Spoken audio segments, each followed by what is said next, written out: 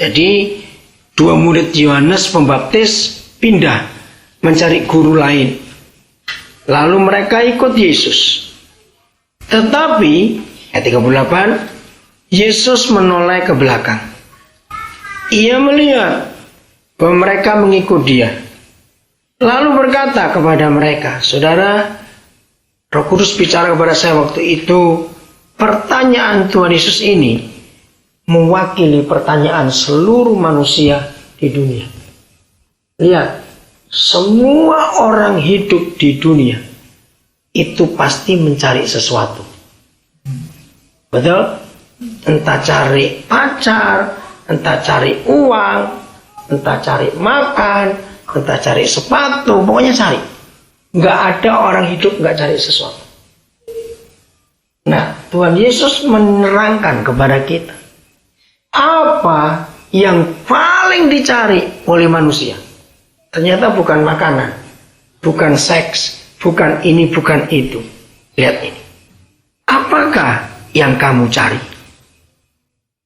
Ini pertanyaan mewakili seluruh manusia di dunia. Apa yang kamu cari? Kata mereka kepadanya, Rabi, artinya guru, di manakah engkau tinggal? Saudara, kapan saya dapat rahasia ayat ini? Satu kali, saudara. Maka itu ikuti apa yang Tuhan Yesus katakan. Masih ingat dia berfirman, belajar dari siapa? Ayo belajar dari siapa? Anak-anak. Ternyata 1000% salah. Kalau kita sebagai orang tua berkata, ayo kita ajar anak kita. Apakah yang kamu cari? Pertanyaan Tuhan Yesus kepada dua murid Yohanes. Saudara, saya sudah sering berkata bahwa lebih 80% pewahyuan Roh Kudus terhadap firman Tuhan yang saya terima, itu setiap kali saya kumpul anak-anak. Jadi 1000% salah kalau ada orang tua berkata, ayo kita mengajar anak kita. Salah. Yang betul adalah orang tua harus belajar dari anak-anak. Maka itu kalau ada satu keluarga punya anak 3. Anak pertama umur 12, anak kedua umur 10, anak ketiga umur 8 tahun. Berarti orang ini sudah kuliah 24 semester ditambah 20 jadi berapa? 44 ditambah 16. Berapa semester ya? 60. Ya, bayangin. Sekolah 60 semester nggak pinter-pinter, keterlaluan nggak itu? Lo ngerti nggak istilah ini? Jadi kita ini belajar dari anak-anak, bukan kita ngajar anak-anak, itu konsep yang salah. Saya mempelajari dari bayi. Saudara lihat bayi, setiap umurnya tambah sebulan, ada hal baru yang mereka buat. Yang punya anak pasti tahu. Begitu mereka umur setahun, maka setiap 3 bulan ada yang baru. Nah, disitulah orang tua belajar. Walaupun anak kandung, pasti beda pelajaran kita terima dari Tuhan lewat mereka. Katakan amin.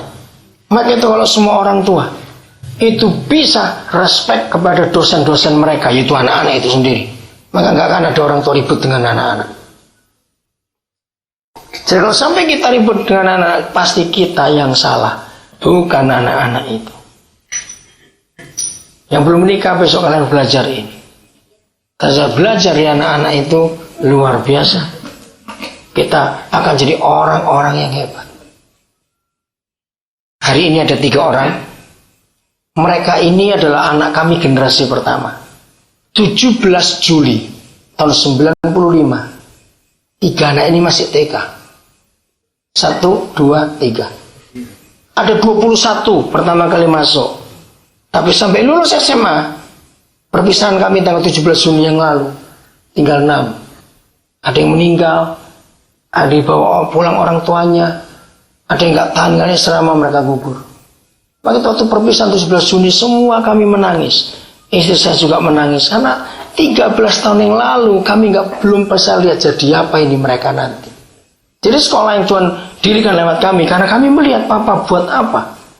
Dan ini satu-satunya di Papua. Belum ada gereja LSM pengusaha yang berani buat pola ini. Karena saya sudah dorong mereka semua percepat pembangunan Papua. Karena ini pola yang tepat. Maka itu kalau saya bisa menyampaikan Yohanes 5, Orang heran lihat apa yang kita kerjakan. Tahun 96 mereka kelas 1 SD, kami buka SD. 97 mereka kelas 2. Nah, generasi pertama yang dari pedalaman itu masuk ke saya sekolahkan 4 Agustus 97. Dan salah satu mereka sekarang generasi pertama itu kelas 2 SMP, SMA. Dan kemarin dia memberi kesaksian untuk pembukaan di Kaliurang. Orang heran, anak pedalaman asli waktu dia masuk bersama teman-temannya. Ini semua mesti telanjang, saya mandikan mereka. Waktu dia datang, itu hari Sabtu pagi. Subuh jam 4 dengan kapal. Terus malamnya ikut nginep dengan saya. Hari Minggu saya ajak ke gereja. Dia memberi kesaksian. Langsung siangnya ada orang memberi dia laptop. Anak ini pertama kali ada warnet di Nabiri itu baru tahun 2006 yang lalu, saudara. Belum lama. Dan pertama kali warnet ada 1 jam itu 20.000. Bisa bayangkan. Dan anak ini hemat sekali. Padahal kami itu belum punya internet. Baru warnet 1 itu. Ternyata dia bisa belajar di situ. Dan pemilik warnetnya itu juga rupanya cukup baik hati. Dia tahu anak Papua 1 ini kok tekun sekali.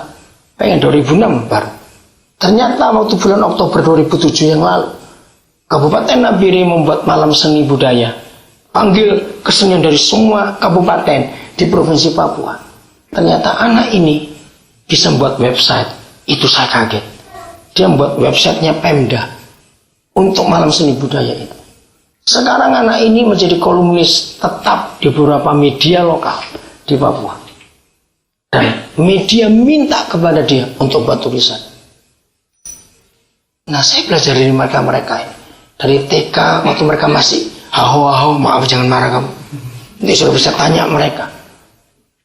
Tahun naik, dari tahun ke tahun kami ikuti perkembangan mereka. Maaf jangan marah ya kalau papi ngomong ini.